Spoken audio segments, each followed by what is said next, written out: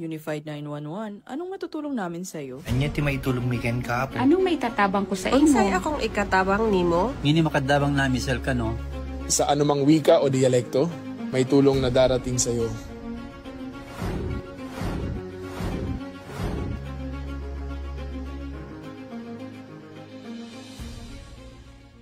Lilingkod sa bawat Pilipino at magbibigay ng tamang impormasyon para sa tahimik at maayos na Pilipinas. Police News Network, alagad ng batas, tagapagtaguyod ng balitang pulis, sandigan ng mamamayan, patnubay ng katotohanan. La Campo Crame, maghahatid ng pinakahuling kaganapan at nagbabagang balita. Ito ang PNN Police News Network. At ngayon, ang inyong mga tagapagbalita. Magandang araw, Bagong Pilipinas. Ngayong araw ng Biyernes, November 7, 2025, ako ang iyong alagad na batas, tagataguyod ng Balitang Pulis.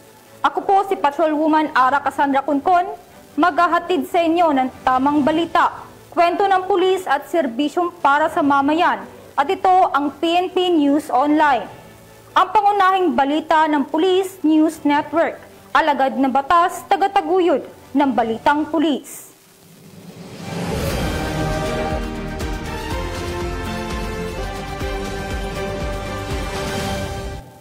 Narito ang mga balitang dapat ninyong abangan.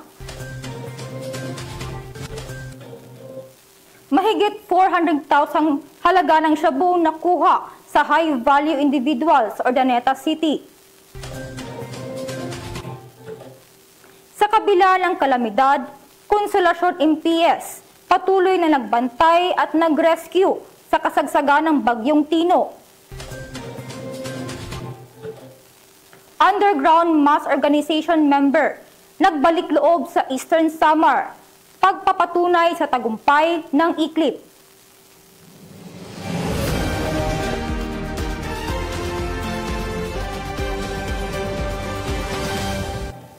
Narito ang mga balitang hatid ng ating PNP correspondent mula sa iba't ibang panig ng bansa.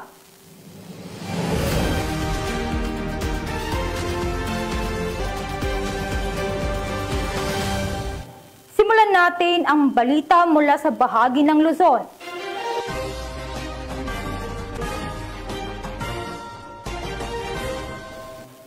Isang malaking tagumpay ang naitala ng Mountain Province Police Provincial Office matapos nilang maaresto ang individual na itunuring na number 2 most wanted person sa provincial level.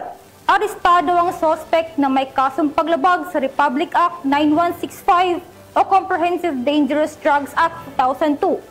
Patunay ito na hindi titigil ang pulisya hanggat hindi masasampahan ang kaso ang lahat ng nagtatago sa batas.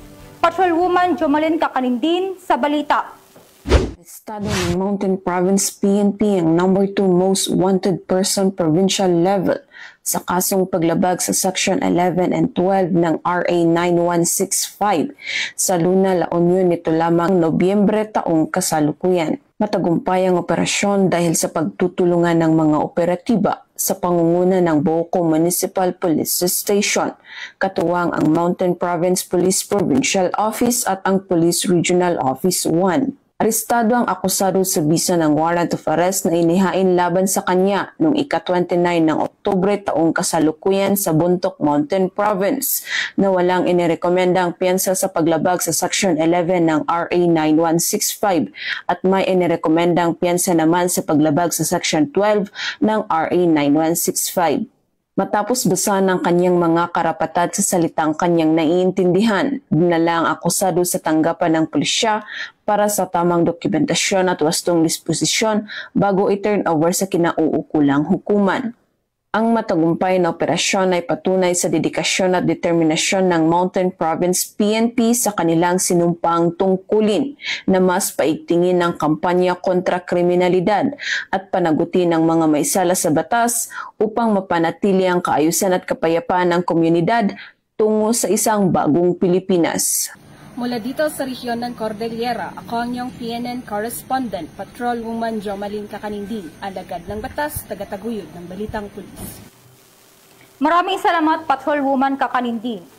Arestado ang isang individual na tinuring na high-value individual matapos itong mahuli sa isang matagumpay na bypass operation ng pinagsamang pwersa ng pulisya at iba pang ahensya ng Urdaneta City. Nasamsam mula sa sospek ang humigit kumulang 400,000 halaga ng hinihinalang shabu. Yan ang balitang tinutukan ni Police Corporal Mark Anthony Pico. Umabot sa tinatayang 442,000 halaga ng shabu ang nasamsam ng mga otoridad mula sa isang high-value individual sa ikinasang bypass operation sa Barangay Santo Domingo, Urdaneta City, Pangasinan. Naaresto sa operasyon ang isang 54 na taong gulang na massage therapist matapos ang matagumpay na operasyon ng pinagsanib na puwersa ng PDEU Pangasinan PPO, katuwang ang PIU Pangasinan, PIT Pangasinan, RIU-1, RID-1, RPDEU-1, PDEG SOU-1, Urdaneta City Police Station at PDEA Regional Office 1. Nakumpiska mula sa sospek ang humigit kumulang 65 gramo ng shabu na nakalagay sa 5 heat-sealed plastic sachet kasama ang iba pang mga ebidensya. Ang sospek ay kasalukuyang nasa kustudiya ng pulisya at nahaharap sa kasong paglabag sa Republic Act 9165 o Comprehensive Dangerous Drugs Act of 2002. Ayon kay Police Brigadier General Dindo R. Reyes, Regional Director ng PRO1, ito ay bunga ng dedikasyon, sakripisyo at matibay na ugnayan ng ating mga unit at katuwang na ahensya sa patuloy na kampanya laban sa pinagbabawal na gamot. Nananatiling matatag ang PRO1 sa adhikaing mapanatili ang Ilocos Region kung saan mamamayani ang batas, disiplina at kapayapaan. Dahil ang kapulisan ng Region 1 ay maaasahan, malalapitan at mapagkakatiwalaan. Mula dito sa Ilocos Region, ako ang inyong PNN correspondent, Police Corporal Mark Anthony Pico, alagad ng batas, tagataguyod ng Balitang Pulis. Maraming salamat, Police Corporal Pico. Isang malaking huli lang naitala ng mga otoridad sa Mabalacat City, Pampanga matapos nilang maaresto ang isang individual na tinuring na high-value individual sa illegal na droga. Sa nagawang bypass operation, nakupiska ang shabu na may tinatayang halagang 400,000 pesos.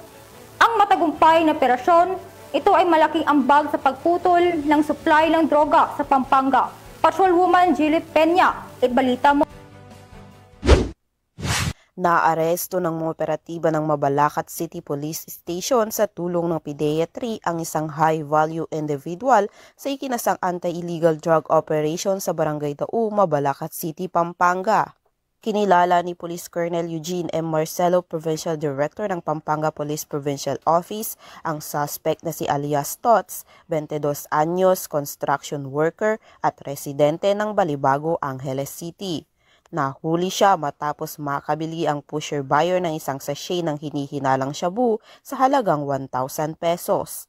Sa isinagawang paghahalughog, nakuha mula sa suspect ang 12 sachet ng hinihinalang shabu na may tinatayang bigat na 60 grams at halagang 408,000 pesos, pati na rin ang bypass money. Ang suspect ay kasalukuyang nasa kustodiya ng Mabalacat CPS at mahaharap sa kasong paglabag sa Section 5 at 11 ng RA 9165 o ang Comprehensive Dangerous Drugs Act of 2002. Patuloy ang pinaigting na kampanya ng Pampanga PNP laban sa pinagbabawal na gamot bilang patunay ng kanilang matatag na pangako sa pagpapanatili ng kapayapaan, kaayusan at isang komunidad na ligtas sa anumang banta ng kriminalidad. Mula dito sa Police Regional Office 3, ako ang inyong PNN correspondent, Patrolwoman Jilly Advincula Peña, alagad ng batas, tagataguyod ng Balitang Pulis. Maraming salamat, Patrolwoman Peña. Dalawang illegal na bagay na nasamsam sa Bacoor City Police matapos lang maresto ang isang individual na tinuring na street-level individual sa illegal na droga. Kabilang sa mga nakupiska ang shabu at isang improvised na baril. Patunay ito sa seryosong kampanya ng pulisya na tanggalin ang banta ng droga at illegal na armas sa komunidad. Patrolwoman Priscel May Urbano.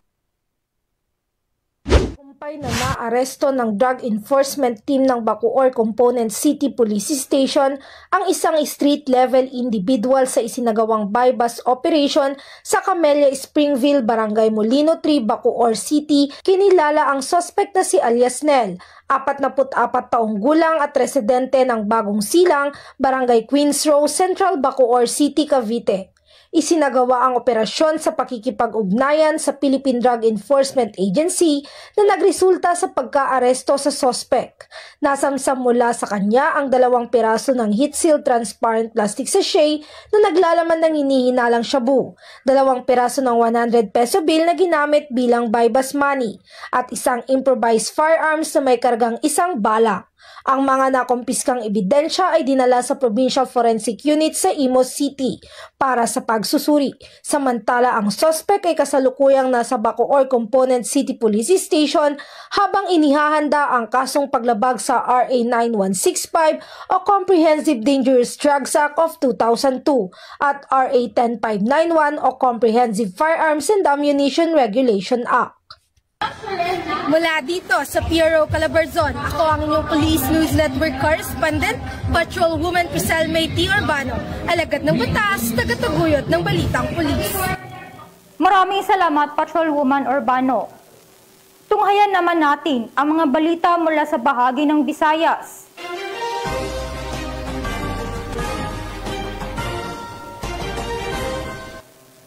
Hindi nagpatinag ang mga pulis sa banta ng kalikasan. Sa halip, buong tapang nilang isinagawa ang mga rescue operation at forced evacuation upang masiguradong ligtas ang mga residente, lalo na ang mga nasa flood-prone at landslide-prone areas ng munisipalidad. Ang galang mabilis at matatag na aksyon ay nagpakita ng diwa ng serbisyo at pananagutan na nagpapatunay na ang Konsolasyon MPS ay nanatiling handa at tapat sa tungkulin sa oras ng matinding kalamidad. Patrolwoman Flora May Azares. Nagpakita ng matatag na dedikasyon at malasakit sa kapwa ang mga tauhan ng Konsolasyon Municipal Police Station, Cebu Police Provincial Office sa ilalim ng pamumuno ni Police Lieutenant Colonel Yunel B. Avergonzado, Acting Chief of Police, sa kanilang tuloy-tuloy na operasyon bago, habang at matapos ang pananalasa ng Bagyong Tino. Mula sa paghahanda hanggang sa search, rescue at relief operations, mahigpit na nakipag-ugnayan ang Konsolasyon MPS sa lokal na pamahalaan nito at iba pang ahensya upang matiyak ang kaligtasan ng mga residente at maagap na matugunan ang mga pangangailangan ng komunidad. Sa kabila ng kakulangan sa kagamitan at panganib na dulot ng malakas na ulan at pagbaha, patuloy na nagmumonitor ang mga tauhan sa mga apektadong lugar, tumulong sa mga residenteng nasa peligro at tiniyak na lahat ng hinaing ng mamamayan ay naiparating sa tamang tanggapan para sa agarang aksyon. Kasabay nito, nanatiling mapayapa ang buong bayan sa pamamagitan ng regular na pagpapatrolya at visibility operations upang maiwasan ang mga insidente ng looting at iba pang kriminal na gawain habang nananalasa ang bagyo. Ang kanilang walang kapagurang serbisyo sa gitna ng sakuna ay patunay ng tunay na diwa ng Philippine National Police na handang maglingkod at magprotekta sa sambayanan anumang oras, anumang sitwasyon. Mula dito sa Central Visayas, ako ay inyong Police News Network Correspondent, Patrolwoman Flora May Azares, alagad ng batas, tagataguyod ng balitang pulis. Maraming salamat, Patrolwoman Azares. Isang miyembro ng Underground Mass Organization ang kusang nagbalik loob sa Eastern Samar. Alamin ang buong detalye sa balita. Patrolwoman Maria Elena Singian.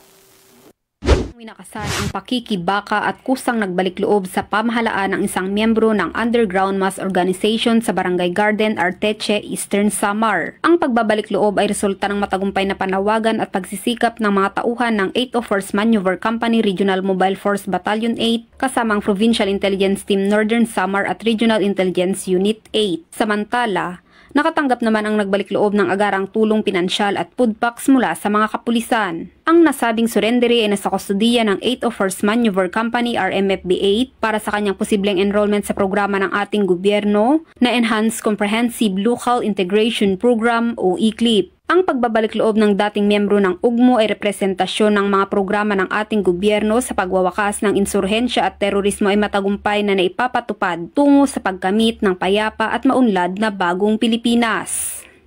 Mula dito sa Eastern Visayas, ako ang inyong PNN correspondent, Patrolwoman Singian, alagad ng batas, tagataguyod ng balitang pulis. Maraming salamat, Patrolwoman Singian. Narito naman ang mga balita mula sa bahagi ng Mindanao.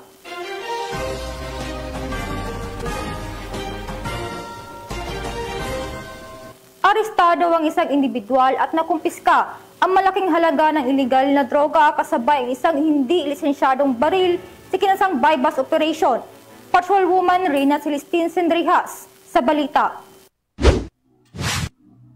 Arestado ang isang drug suspect sa isinagawang bypass operation ng mga kapulisan ng Osamis City Police Station sa Barangay Bacolod, Osamis City, Misamis Occidental. Kinilala ni Police Lieutenant Colonel Harvey Abellanosa, officer in charge ng Osamis City Police Station, ang drug suspect na si alias Alan, lalaki, 43 anyos at residente ng nasabing lugar.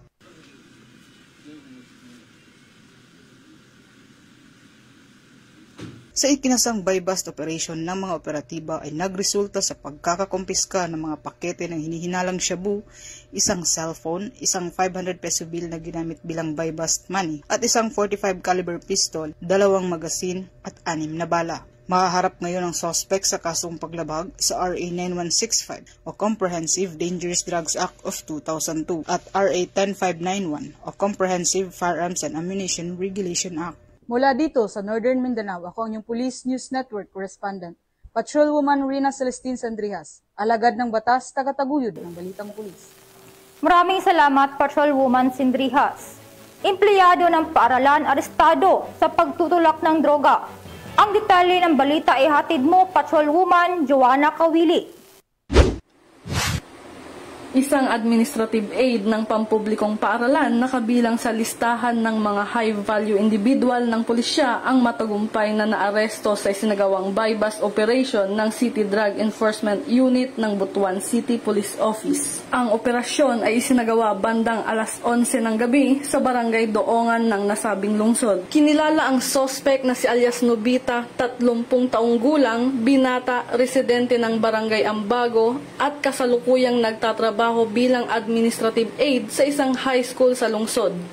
Na-recover mula sa kanya ang 6 na heat-sealed transparent plastic sachet na naglalaman ng hinihinalang iligal na droga. Ang kabuuang bigat ng nakumpiskang shabu ay tinatayang 6 na gramo na may standard drug price na 40,800. Ang suspect ay kasalukuyang nasa kustodiya ng BCPO, CDEU at sasampahan ng kasong paglabag sa Section 5 at 11 ng Article 2 ng Republic Act 9165 o ang Comprehensive Dangerous Drugs Act of 2002. Mula dito sa Police Regional Office 13, ako ang inyong PNN correspondent, Patrolwoman Joanna Kawili, alagad ng batas, tagataguyod ng balitang pulis. Maraming salamat, Patrolwoman Kawili. Matagumpay na nasagawa ng Police Regional Office Bangsamoro Autonomous Region ang 4th Quarter National Simultaneous Earthquake Drill 2025 sa Maguindanao del Norte. Patrolwoman Veronica Lagi sa report. Matagumpay na isinagawa ng Police Regional Office BAR sa pangunguna ni Police Brigadier General Jason C. de Guzman, Regional Director, ang 4th Quarter National Simultaneous Earthquake Drill 2025 o NSED sa Salipada kay Pendatun parang Maguindanao del Norte. Nito lamang ikapito ng Nobyembre taong kasalukuyan. Sa pagkikipagtulungan ng Bureau of Fire Protection BAR at ng Local Disaster Risk Reduction and Management Office, nakatuon ito sa pagpapalakas ng kahandaan at kakayahan sa pagtugon sa sakuna. Ito ay nagpapakita ng tamang pagsasagawa ng duck cover and hold technique na mahalaga upang maiwasan ang mga pinsala sa panahon ng lindol. Kasama rin sa aktibidad ang mga pagsasanay sa post-earthquake scenarios, gaya ng search and rescue operations at medical response upang mapahusay ang koordinasyon ng mga ahensya. Bahagi ang nationwide drill na ito ng mas malawak na kampanya para ihanda ang mga komunidad upang mabawasan ang mga panganib sa lindol at mga posibleng biktima nito. Pinagtibay ng mga pagsasanay ang mga kaalaman at kasanayan ng kailangan para mabisang harapin ang mga sitwasyon ng sakuna. Ang aktibong pagkikilahok ng ProBAR, BFP at iba pang sangay ng gobyerno ay nagpapatunay ng nagkakaisang pagsisikap ng mga ahensya ng gobyerno upang tiyakin ang kaligtasan ng komunidad at kahandaan sa panahon ng emergency situations. Ang aktibong pakikilahok ng ProBar, BFP Bar at iba pang sangay ng gobyerno ay nagpapatunay na nagkakaisang pagsisikap ng mga ahensya ng gobyerno upang tiyakin ang kaligtasan ng komunidad at kahandaan sa panahon ng emergency situations. Ang inisyatibong ito ay kaakibat ng pambansang pananaw ng bagong Pilipinas tungo sa mas ligtas at mas handang bansa laban sa mga sakuna. Mula rito sa rehiyon ng Bangsamoro, ako ang inyong Police News Network Correspondent, Patrolwoman Veronica Lagi, alagad ng batas, tagataguyod ng Balitang Pulis.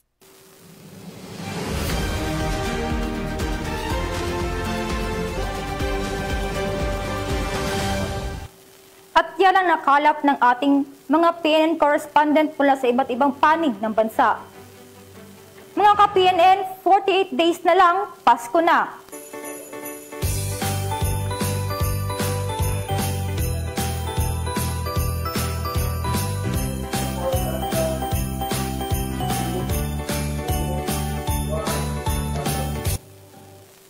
Sa ngalan ng pamunuan ng Philippine National Police, sa pamumuno ni Acting Chief PNP Police Lieutenant General Jose Melencio Nartatis Jr. at sa pamumuno ni President Ferdinand Bongbong Marcos Jr., kami ay naglilingkod sa bawat Pilipino at magbibigay ng tama at balansing balita. Mula rito sa tanggapan ng tagapag-ugnay ng pambansang pulisya, ako ang iyong alagad na batas, tagataguyod ng Balitang Pulis. Ako po si Patrolwoman Ara Cassandra Cuncon, maghahatid ng tamang balita, kwento ng pulis at serbisyong para sa mamayan. At ito ang PNP News Online, ang pangunahing balita ng Police News Network. At ito ang bagong PNP para sa bagong Pilipinas.